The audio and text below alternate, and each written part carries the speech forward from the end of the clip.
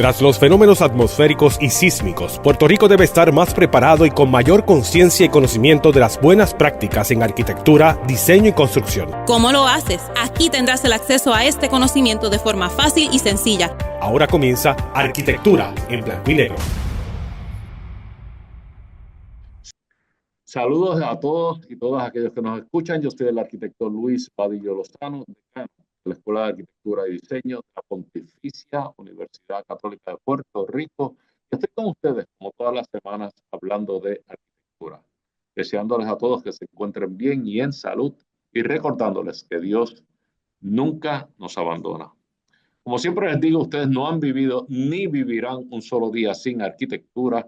Estamos siempre rodeados, protegidos y acompañados por arquitectura. Y así será por el resto de nuestras vidas. En el día de hoy tengo el gran honor de compartir el programa con dos personas. Bueno, déjenme comenzar de manera diferente. La semana pasada compartimos el programa con dos arquitectos, profesores de la universidad, que yo dije que los conozco desde sus años de estudiante, porque yo fui profesor de ambos y son profesores de nuestra escuela ahora. En el día de hoy yo tengo que decir que comparto el programa con dos personas a quienes conozco prácticamente de toda una vida. Personas que uno se pone a pensar para atrás, pero que uno conoce hace más de 40 años ya.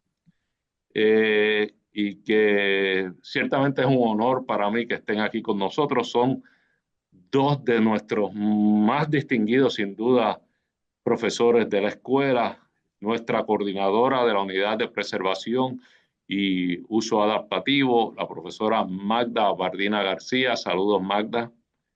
Muchos Y saludos. el profesor y amigo Roberto García Soto. Saludos, Pío. Saludos. Esto es el segundo programa de una serie de programas que ha venido casi que por reclamo de nuestros estudiantes míos, estudiantes de ustedes dos. Y es el interés que ellos tienen acerca de saber cómo se organiza una práctica profesional. Y ambos, ustedes dos, han tenido esa experiencia de la práctica y me pareció interesante entrevistarlo porque así uno empieza a contrastar cómo se organizan las distintas prácticas, porque no hay una sola manera de organizarse ni de formarse, pero al final hay puntos en común y preguntas a las que todos nosotros podemos responder. Preguntas que, como les comentaba antes del programa, quizás no han estado en la mente de nosotros cuando establecimos nuestras firmas, pero que cuando surgen y nos las hacen, uno de momento las piensa y dice, ¿tú sabes qué? Sí, yo tengo una filosofía en mi profesión, sí, yo tengo unos requisitos para las personas que yo traigo a mi oficina, sí, yo tengo un tipo de cliente, sí, yo prefiero un tipo de proyecto. Y quizás uno no se lo hace al principio, pero cuando las preguntas surgen, uno se da cuenta que esos lugares comunes ocurren y que todas las firmas pueden responder quizás a esas preguntas básicas. Sin más nada, me gustaría cuanto antes proceder, porque el propósito de este programa es precisamente conocerlos a ustedes y conocer la experiencia de la práctica que ustedes han tenido en esta bella profesión de la arquitectura. No sé si quieren decir algo o procedemos con las preguntas y van respondiéndolas y atendiéndolas según van surgiendo. Bueno, yo aprovechando la oportunidad de hablar ahora, Sí. reconociendo el tiempo que me puede coger escuchar a Magda, prefiero que comience ahora a ver si nos da tiempo. Bueno, nuestros estudiantes tienen muchas preguntas y esta primera pregunta no es particularmente de nuestros estudiantes porque yo no creo que a ellos les venga a la mente, pero a mí sí. Y es porque, ¿cuándo es que ustedes entendieron? Primero, ¿cuál es el nombre de la firma de ustedes o de la firma que ustedes tuvieron en conjunto y por qué? Vamos a empezar por el nombre de la firma. te voy a contar y Pío ya mismo habla, pero resulta que como buen matrimonio nosotros teníamos dos firmas. Yo participaba de la de él y él participaba de la mía. Así que simultáneamente se crean estas dos firmas y Pío va a abundar un poquito más en lo que es una tercera firma después, donde en el caso mío la firma se llama Atelier 66. 66 porque nos ubicamos en la calle Isabel número 66 y Atelier porque siempre hemos visto que una oficina de arquitecto no es algo de escritorio, es un taller de trabajo. Y Atelier pues quiere decir taller, ¿verdad? Y prácticamente en el 2001, como conversábamos ahorita fuera del aire, decidimos que no podíamos seguir más chiviando y andando en el carro buscando proyectos de lado a lado. Y dijimos, oye, ¿sabes qué? Tenemos que establecernos en algún lugar. Y si te cuento que no lo pensamos mucho, no lo pensamos, tuvimos muchos años al servicio de distintas entidades interesantes, yo trabajé mucho en gobierno, Pío trabajó con el Fideicomiso de Conservación, o sea, tuvimos unas experiencias bases bien fuertes y trabajar con Ponce fue bien fuerte también. Y dijimos, ok, ahora vamos a hacerlo, pero desde el otro lado, vamos a trabajar desde el otro lado. Y ahí viene el atelier, pero yo creo que para que tú hables un poquito de... ¿Has visto? Le voy a dar break. Gracias. La práctica mía fundamentalmente se concentró con Fideicomiso de Conservación, pudiendo coordinar y llevar a cabo los proyectos que se tenían dentro del fideicomiso, sobre todo todas aquellas propiedades que mantenían alguna estructura histórica, lo cual era del interés mayor mío, porque para aquel entonces yo estaba bien receptivo y tratando de coger todos los cursos posibles que me prepararan, sobre todo no porque yo soñara con restaurar, sino lo que más me interesaba era la búsqueda real de la arquitectura, y para mí la encontraba en los detalles básicos, cómo se formaban las cosas, cómo se pensaba para que esa unión se diera correctamente. Y eso me transportaba en todas las fases del proyecto, ¿verdad?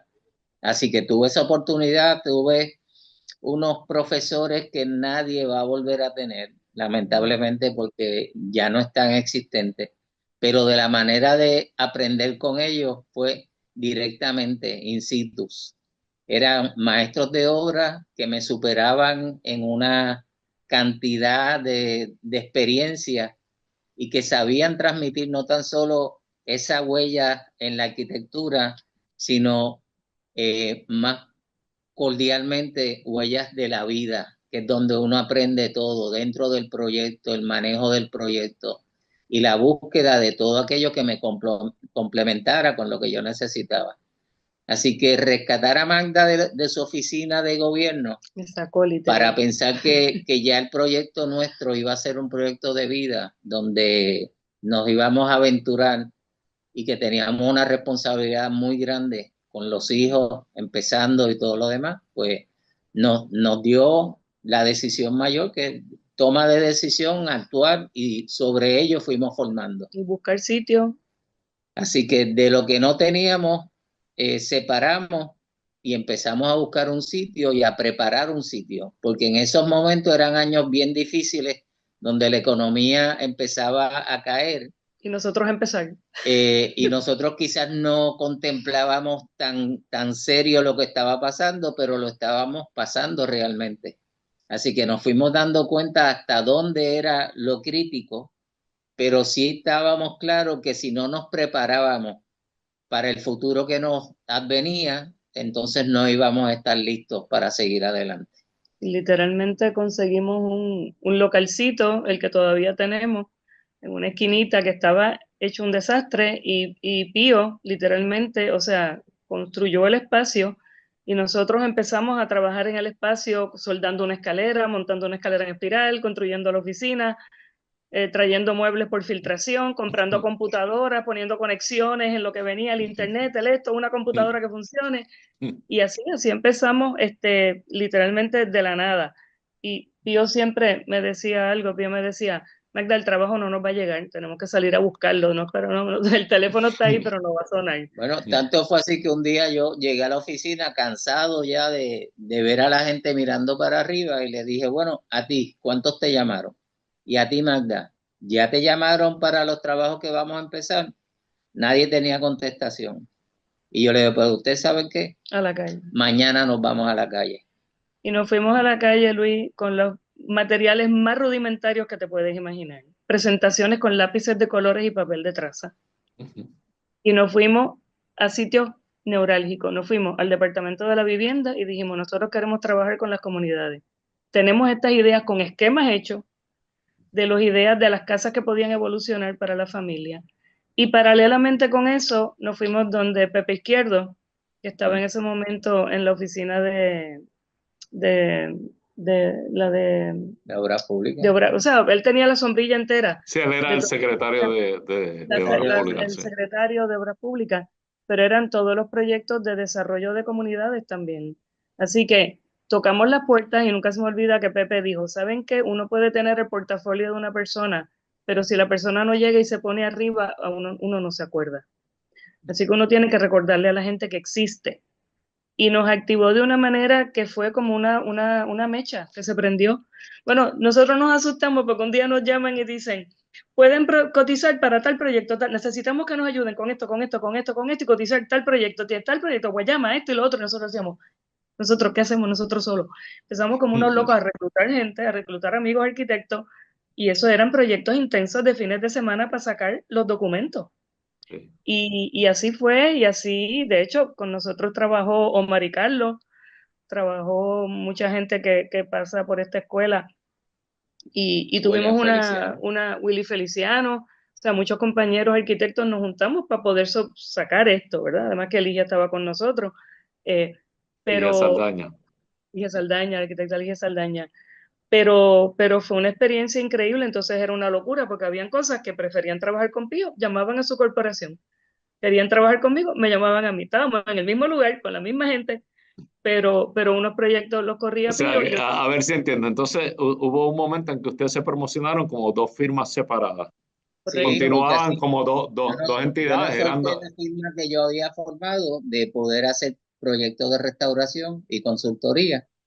Cuando saco a Magda de donde estoy, acordamos que vamos a mantenernos como unas corporaciones que nos vamos a apoyar uno al otro. Así que Magda funcionaba como consultora mía y yo funcionaba como consultor de Magda. Y así siguieron funcionando durante un tiempo. Hasta el día de hoy. Hasta el día de hoy.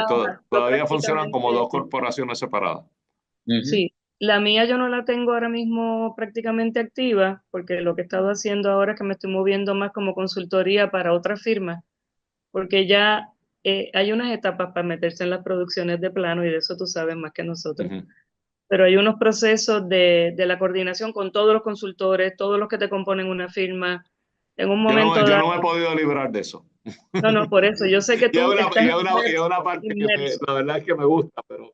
No, y no es esclavizante. Es agotador, sí. Tú lo sabes. Y no hay cosa más rica que ser consultor de otro que decirte, esto es lo que hay que hacer. Ya yo hice mi parte, toma, brega tú con los permisos, con los planos, con los consultores, con todo el mundo. En un momento dado, ¿cuántas disciplinas ustedes entienden que incluyeron dentro de las firmas de ustedes o como consultores de la firma, pero como consultores cercanos de la firma? Mira, ¿qué otras disciplinas ustedes llegaron a tener como parte de su oferta de servicio?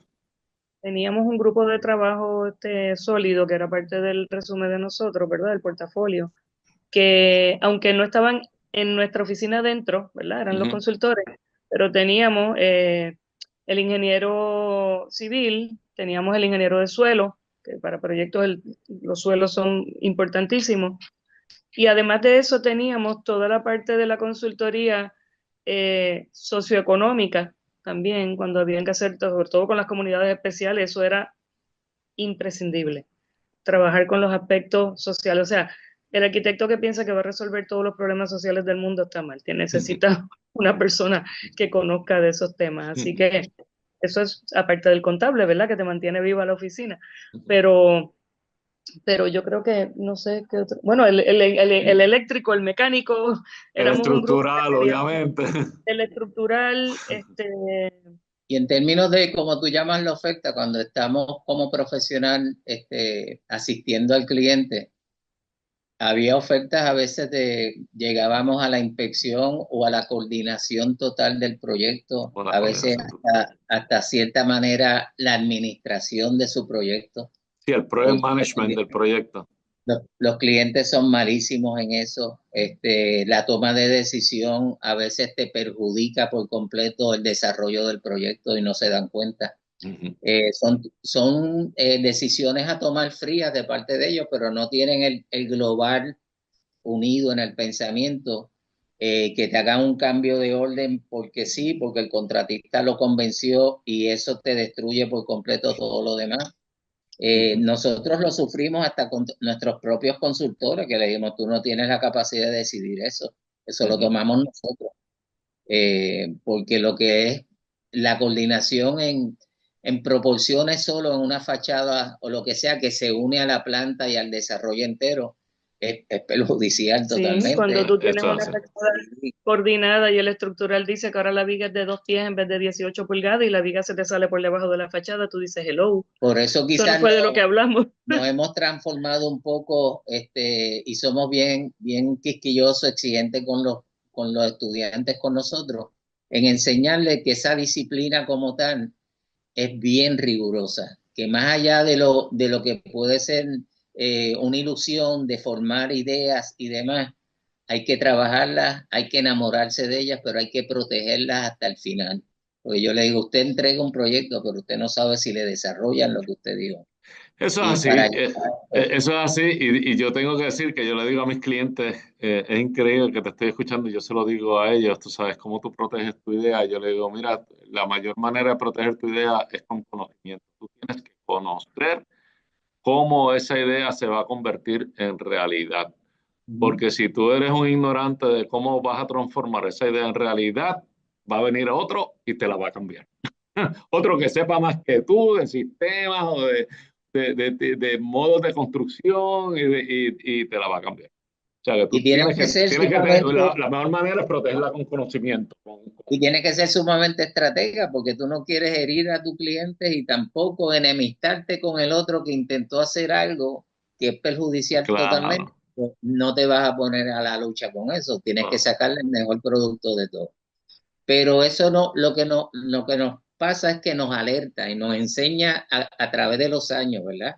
Lo que nosotros llamamos a veces que nos ponemos demasiado complacientes con el cliente, si eso vale la pena o cuesta muchísimo. Al final Y yo te diría que cuesta muchísimo porque ponernos a lo que llamamos nosotros pesetear para favorecer, nos desconecta de posibilidades correctas e ideales que ya están programadas, que no debes tocarlas. Y hay algo que uno aprende a golpes también, ¿verdad? Uno dice, el cliente que quiere ahorrar y sabes que una de las primeras cosas que te dice el cliente, ¿para qué yo voy a hacer un estudio de suelo? Y yo, wow. Déjame decirte que a los estudiantes en el mundo cuando vayan, si usted no tiene un estudio de suelo, no haga el proyecto. Yo tengo un proyecto ahora que en la firma, que es un coliseo, y ayer me enviaron un artículo que me dio mucho miedo del desastre del coliseo en un pueblo que no voy a mencionar en el programa, un artículo en Primera Hora, y el primer desastre es que el coliseo en el 2003 tenía un presupuesto de 10 millones de dólares, que hoy en día no es nada, pero que en aquel momento sí lo era. Y empezaron a construir, y las mejoras al suelo, antes de estar concluidas, las mejoras al suelo, ya se habían ido 6 de los 10 millones de dólares en las mejoras al suelo. Obviamente hay falta project management, porque eso es para decirle, mira, este no es el sitio para hacerlo. Y segundo, faltó también un estudio de suelo. Pero quería, moviéndonos un poco, porque Pío trajo un comentario que me llamó la atención. ¿Cómo lo han logrado a lo largo de todos estos años? Y ya todos nosotros llevamos 15 años en la escuela.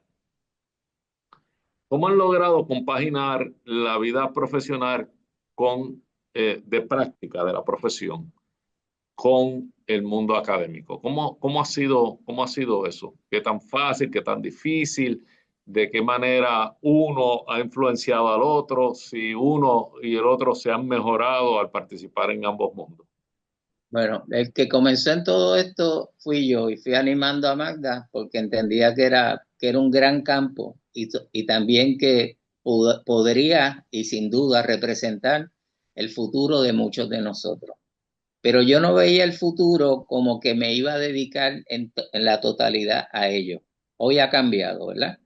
Pero sí lo veía en el futuro, que era un campo donde yo también me iba a mantener alimentándome y aprendiendo de todo lo que me nutre la universidad, ya sea por la investigación que uno hace y lo otro, y lo más maravilloso, es por el compartir con las nuevas ideas, las nuevas inquietudes que trae la juventud. Eso indudablemente es un futuro que tú, como lo que vemos hoy día, tú no te le pongas de frente y lo quieras frenar. Deja que él continúe y únete de manera inteligente donde le puedas aprovechar cada segundo. No, Y nos nutre grandemente y nos hace mucho más receptivos. No te puedo decir más grande porque no he crecido más, pero sí te alimenta el intelecto grandemente, y de lo que yo podía pensar anteriormente y escuchando a veces hasta palabras tuyas donde tú dices, mira, hay que intelectualizarnos, ciertamente, y la universidad de una manera u otra hasta automáticamente te intelectualiza continuamente. Y esas cosas lo aprecio y me ha ayudado a sobrellevar los años con los futuros y todas las cosas que traen nuevas, porque no es que las domines del todo, pero te puedes fluir en ese mundo. En términos de lo que tú dices, que cómo hacemos las dos cosas, ¿verdad? Sobre todo yo que estoy a tiempo completo. Pues te puedo decir que nosotros trabajamos de lunes a domingo, eso no ha cambiado. Trabajamos en las horas más extrañas, así que aquel estudiante que piensa que una vez sea arquitecto va a dormir los sábados y domingos, eso no existe. Así que si de verdad le gusta, o sea, esto es una pasión, las profesiones tú tienes, todo lo que tú hagas te tiene que gustar, no importa lo que hagas, tiene que ser una pasión. Y sí te puedo decir que que la escuela me ha tragado literalmente, o sea, tragado en el buen sentido de la palabra. Yo soy feliz en la escuela. Yo creo que mis momentos más felices son aquí, mucho más que bregar con un cliente, by far. Que no te haga tu cliente. No, ya, ellos saben que a mí la escuela me absorbe, y ahora mismo te digo, pues me puedo dar el lujo de ser mucho más selectiva que al principio, que uno estaba buscando todo, ¿verdad? Lo que más se pudiera, pero en estos momentos ya la consultoría es una maravilla, la hago en la hora que puedo, después que salgo de todos mis compromisos en la escuela, así que yo creo que estoy en uno de los momentos que más disfruto Qué bueno. de todo. Qué bueno. Y con eso se ha terminado la primera mitad, La primera parte. la primera mitad del programa termina ahora, pero lo recogemos en la segunda mitad después de un breve receso y sabemos dónde nos quedamos. Y sé que tienes un comentario que te he tenido que cortar, pero nada, nos vemos en unos minutos. Esto es Arquitectura en Blanco y Negro. No se retire nadie. Ahora comienza Arquitectura en Blanco y Negro. Amigos, aquí de regreso, yo soy el arquitecto Luis Vadillo Lozano y esto es Arquitectura en Blanco y Negro, programa en el cual todas las semanas estaremos compartiendo con ustedes nuevo contenido, conocimientos de esta bella profesión, aquellos que les sirvan para evaluar, observar, saber exigir y saber apreciar la buena arquitectura. Continúan conmigo dos personas a quienes, como dije en un principio, conozco de hace muchas décadas atrás. Y en el día de hoy me hacen el honor de estar en este programa. Ellos ambos son profesores distinguidos de nuestra escuela. Y estoy hablando de nuestra coordinadora de la Unidad de Preservación y Uso Adaptativo, la profesora Magda Bardina García, y el profesor Roberto García Soto, que todos conocemos como Pío. Gracias por seguir aquí y no haberme dejado solo en esta segunda mitad del programa. Estábamos hablando porque ustedes, como yo, compartimos esta doble personalidad, ¿verdad? Two faces, que es la parte de la práctica de la profesión y la parte de la academia y de cómo podemos conciliar ambos mundos. Y nos estaban hablando de cómo un mundo enriquece el otro. Tú nos estabas hablando, Magda, al final de cuán cómoda te sientes en este mundo de la academia. Y Pío, entendí en su primera eh, palabras de cómo había utilizado su experiencia en la práctica para llevar algo de esas inquietudes de la práctica a la academia, a sus estudiantes y dejarles saber a sus estudiantes las cosas que son importantes una vez se esté practicando la profesión, sobre todo en términos de la protección de las ideas.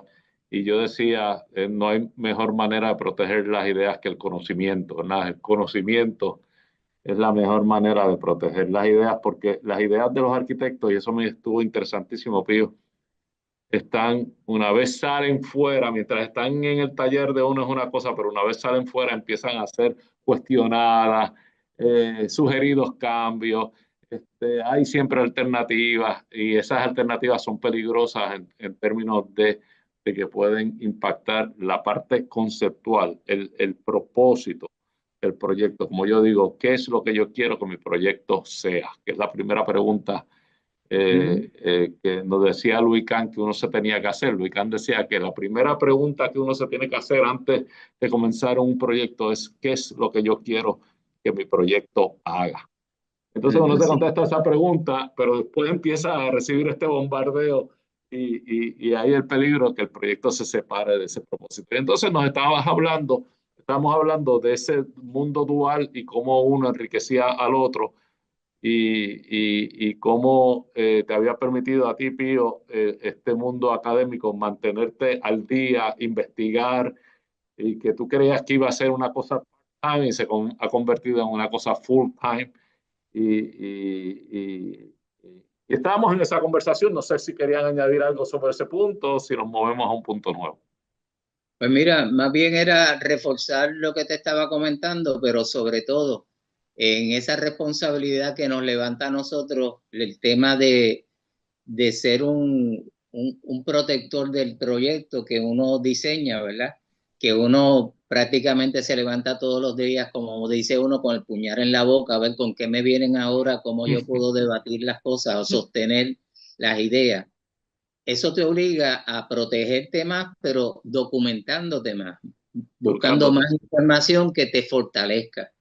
Y eso prácticamente es lo que yo he encontrado que en la enseñanza, en la academia hacia los estudiantes, eso es lo que más enfatizamos nosotros con ellos. La necesidad de la investigación, la responsabilidad de investigar correctamente, que no es simplemente visual, mirar qué nos gusta y cómo copiarlo, sino cómo funcionan, si lo puedo aplicar, si no, y en qué momento un concepto como el que estoy viendo me ayuda a fortalecer lo que yo estoy pensando que debe ocurrir. Porque siempre estamos buscando, como llamamos nosotros, el proyecto redondo. El redondo quiere decir que no importa que le des vuelta por ningún sitio, vas a caer en el concepto correctamente porque no hay cómo entrarle de otra manera. O sea, que funciona en todos los aspectos. Es que es muy difícil debatirlo. Y no es que estemos peleando todo el tiempo por ello, pero es que si tenemos una idea que hemos trabajado tan efusivamente y con tanta ganas de que se pueda lograr, pues no nos queda de otra que defenderlo nosotros mismos con los conceptos y con los fundamentos correctos. Claro. Y esto no quiero que suene a ninguna de las personas que nos están escuchando, que no necesariamente están entrenadas en la arquitectura, que suenen que nosotros los arquitectos somos caprichosos, ¿no? que insistimos en unas ideas y somos inflexibles para el cambio. No. Lo que pasa es que la arquitectura, y no sé si ustedes están de acuerdo conmigo, viene a ser la respuesta a un problema. La respuesta a un problema. Entonces, cuando uno entiende que uno ha encontrado la respuesta correcta a ese problema, pues le toca a uno, por lo menos, argumentar y defender en la medida de las posibilidades de uno, la corrección de esa respuesta y no dejar que enseguida cambien. Y hay mucha gente que por razones económicas o por razones de celo profesional o por cualquier otras cosas que no vienen al punto ahora, pueden sabotear un poco la limpieza de esa respuesta.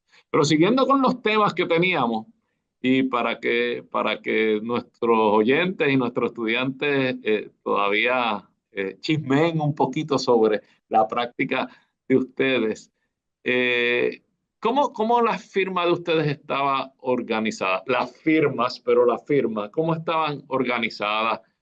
¿Cuántas personas llegaron a tener? ¿Cómo se organizaban ustedes jerárquicamente? Si había tal cosa como había una filosofía de diseño, había una filosofía dentro de la oficina. ¿Cómo funcionaba eso? Teníamos un organigrama que compartíamos, como decíamos, aunque eran dos firmas, se compartía el organigrama. Estábamos como dueños de firma cada uno de nosotros, y yo era partícipe de la de él y él de la mía en otros puestos. Y teníamos lo que se llama un director ejecutivo en la firma que participaba con ambas firmas. Teníamos también una secretaria administrativa y teníamos delineantes y también teníamos recién graduados, arquitectos recién graduados. Así que en un momento dado, pues en ese espacio pequeñito que tú lo conoces, que era Sí, que es un espacio bien acogedor, bien es un acogedor. barco, le sacamos provecho a cuanta esquina hay. Un botecito, sí. Un botecito. Prácticamente el espacio del escritorio de Pivo y mío acabó siendo el conference porque desaparecieron nuestros escritorios. Así que los escritorios había que ocuparlos para producir planos y había que poner una planera y un plotter y un esto y todas las cosas. Así que el espacio fue evolucionando. Ajá. Por lo tanto, en un momento dado pudimos estar ahí adentro 9 personas trabajando a la vez. Wow. Sin los que venían y se sumaban, que obviamente les tocaba el conference con nosotros. Así que en un momento dado interno fuimos alrededor de 9 personas. Y nuestra filosofía era de compartir, pero había un orden. O sea, yo creo que en la firma, Piu y yo hemos funcionado porque hay ciertas cosas que yo puedo resolver más rápido y hay otras que Pío definitivamente las tiene que pulir. Y si hablamos así a rajatabla en arquitectura, tú me puedes dar a mí para que yo resuelva en un principio esquemáticamente concepto, planta, eso yo lo trabajo bien rápido. Cuando llegamos al tema de las elevaciones, los coge acá el caballero, porque él entonces nos afinca la planta, nos va a todos los detalles, porque Pío es súper detallista y quizá cosas que yo hice bien rápido y la formé, pues Pío va y rebobina otra vez y entonces va haciendo todos los ajustes del proyecto y coge todo lo que son estas elevaciones y secciones, porque como le decimos a los estudiantes, oye, la planta es el layout de la secuencia espacial, pero uno vive en la sección del edificio y uno aprecia la fachada del edificio. Uno no vive en una planta, uno vive realmente en el espacio del edificio. Sí, perdona que te interrumpa, pero para aquellas personas que nos están escuchando, que quizás no saben de lo que estamos hablando y se están empezando a perder, la planta, por planta se conoce el dibujo que indica la distribución de los espacios a nivel horizontal, cómo se relaciona un espacio con otro. Por elevación se entienden las fachadas. Para todos aquellos que están escuchando elevaciones son alzados o fachadas. Y por sección son cortes. Imagínense que un edificio uno lo tiene que cortar para ver cómo funciona por dentro en términos de sus alturas y la relación ya tridimensional, no solamente en dos dimensiones. Y discúlpame, Magda, pero es que a veces nos envolvemos en estas conversaciones. En el vocabulario arquitectónico. Y la gente se nos pierde. Sí. Pero, de hecho, aprovecho el pie forzado de lo que estás explicando y yo creo que de las cosas más maravillosas que han venido en estas generaciones más recientes son las presentaciones tridimensionales y el recorrido de los espacios tridimensionales. El que tú tratas de explicarle a un cliente, como bien tú decías, una planta, y tú tratando de que él entienda que es una planta, y tú te paras y le dices, tú caminas de aquí a allá, pero no entienden. No es lo mismo que tú coger un dibujo tridimensional y ya tú te paseas por dentro y tú dices, wow, esto está construido. El sentimiento de la persona es de alegría, de yo estoy entendiendo lo que tú me estás explicando. Y de alegría para uno, de que uno le puede explicar y te entiendan, ¿verdad? Este, ¿Hubo algún proyecto que ustedes identifican como un proyecto que fue el real lanzamiento de la relación profesional de ustedes? Que ustedes dijeron, este proyecto nos consolidó, un proyecto que se convirtió en un proyecto emblemático del esfuerzo profesional de ustedes. Ustedes dijeron, con esto me consolidé y que fue un proyecto de referencia. pues mira, podemos decir Vaya. juntos bueno, es que hay varios sentimientos. Uno es el sentimiento de la comunidad, porque cuando hemos trabajado comunidades íntegras, como fue el proyecto que se llamaba Infill, el relleno urbano de Guayama, fue un proyecto hermoso y fue bien chévere. Pero si tú me dices desde lo más profundo de mi ser, el proyecto que yo entiendo que tuvimos una experiencia desde el subsuelo, desde las inyecciones del suelo, desde la remoción de asbesto y plomo, la demolición selectiva de una parte, la construcción y el montaje del museo, pues es la Fundación Biblioteca Hernández Colón. Fundación, que es un Este, gran proyecto. No sé, los que nos están escuchando, si han tenido oportunidad de participar de él, pero si no, les invito a que vayan. Es definitivamente una de las grandes aportaciones en el Distrito Histórico de Ponce y en Ponce en términos generales. O sea que los felicito a ambos por lo que es un gran proyecto del cual ciertamente se tienen que sentir bien orgullosos, y ciertamente yo como decano de la escuela me siento bien orgulloso que ustedes participen de nuestra facultad. Sí, muchas gracias. ciertamente es un gran proyecto. Esos dos tipos de proyectos es lo que como que nos solidificó en todo lo que hemos trabajado y luchado para poder justificar las cosas como deben ocurrir. Nos dio la oportunidad en participar a ambos y a todos los que estaban con nosotros, pues sin ellos no lo hubiéramos logrado, pero que todas nuestras filosofías estuvieran en práctica y dando resultados.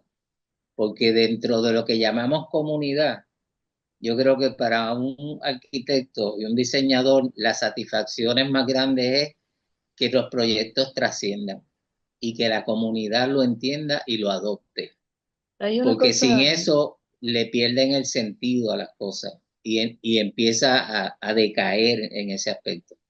Y hasta el momento, dos características de nosotros como profesionales dentro de los proyectos. Hemos sido tan incisivos con nuestro proyecto y tan protectores que hemos logrado que se desarrollen tal y como se diseñaron. Los cambios son demasiado de mínimos que no se notan o pueden haber sido justificados por los cambios económicos que surge en el mercado, ¿verdad? Con materiales, con equipos, con varias cosas que hace que uno modifique. Pero la manera en que llevamos la inspección y participamos de lleno y hasta en la administración del mismo proyecto que nos involucramos, nos dio la oportunidad de llevarlo de principio a fin con unos grandes resultados. Y esas cosas pues hacen huella en uno y nos da la oportunidad de poder evocar ese tipo de ejemplo, ¿no? y hay dos cosas importantes además de ese proyecto. Es el cliente que teníamos, que era una persona extraordinariamente brillante.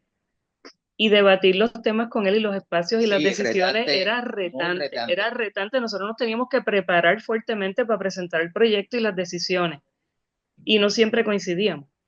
Y lo otro importante también es que se demostró, y fue un proceso bien complicado, cómo tú puedes compaginar un edificio totalmente histórico con un edificio totalmente contemporáneo. Y cómo tú haces un edificio contemporáneo sin imitar el histórico, pero que armonicen ambos. Esa es de las cosas que es bien importante, y en la escuela hacemos mucho hincapié. Cuando usted hace un edificio nuevo en una ciudad, el edificio es nuevo. Usted no hace uno nuevo que parezca viejo. De que el cliente te diga, yo quiero que tú me hagas un edificio que parezca viejo. No. Así que fue una satisfacción de verdad bien grande. No quiero que se nos vaya a acabar el tiempo, porque siempre el tiempo traiciona, sin hacerle una pregunta que para mí es particularmente interesante. Y para mí es particularmente interesante conocer la respuesta de ustedes que están compartiendo con estas nuevas generaciones ahora en la academia y que han compartido con gente joven en en el trayecto de su práctica de la profesión, con gente más joven que nosotros. ¿Cómo visualizan ustedes la práctica de la profesión? ¿Cómo cambiaría o cómo ustedes anticipan que va a cambiar la práctica de la profesión en los siguientes 10 o 20 años? Sobre todo para nosotros que ya hemos vivido 20 años de práctica. No nosotros, ellos. Nosotros que ya hemos vivido 20 años de práctica, ¿cómo ustedes ven en los siguientes 20 años estas nuevas generaciones, estas nuevas tecnologías? ¿Qué anticipan ustedes en términos de cambios? Mira, se puede empezar a pensar que lo empezamos a pensar hace mucho tiempo, con esto de que los programas te roban la oportunidad, tú estar más directamente relacionado a la continuidad y al desarrollo de tu proyecto. Y más bien me preocupa el que nos convirtamos en impersonales con los proyectos. Yo creo que eso es parte de algo, como decía Magda, que te explicaba mi hijo, que en cada profesión tiene que existir un alma que la domine. Pues ese alma no debe cederse nunca. Tenemos que hacerla vigente, pero tenemos que saber a qué nos enfrentamos y sacarle el mejor producto posible sin perder lo mejor de nosotros. La esencia no se puede perder. Pero que venga el futuro y todas las demás, nos prepararemos para cada cosa y ciertamente ya lo estamos haciendo. O sea, el podernos enfrentar a vistas tridimensionales y demás, que ya podemos empezar a desarrollar, a visualizar más adelantado y con más capacidad más real cada vez. de podernos repartir por el proyecto y verlo mucho más rápido con todas las relaciones de las secuencias espaciales y demás. Wow, nos ayuda un montón a poderlo hacer y ciertamente son grandes avances los que se están dando. Y eso, las herramientas de sobreposición de planos, que antes uno tenía que poner el mylar encima, ¿verdad? Para ver si coinciden las varillas con las paredes, con todo. Ahora se hace a través de un layer en la computadora. Pero igualmente tenemos que ver al que se haga. Que el layer ocurra, es correcto, que no lo descubras en obra, que no cuadró.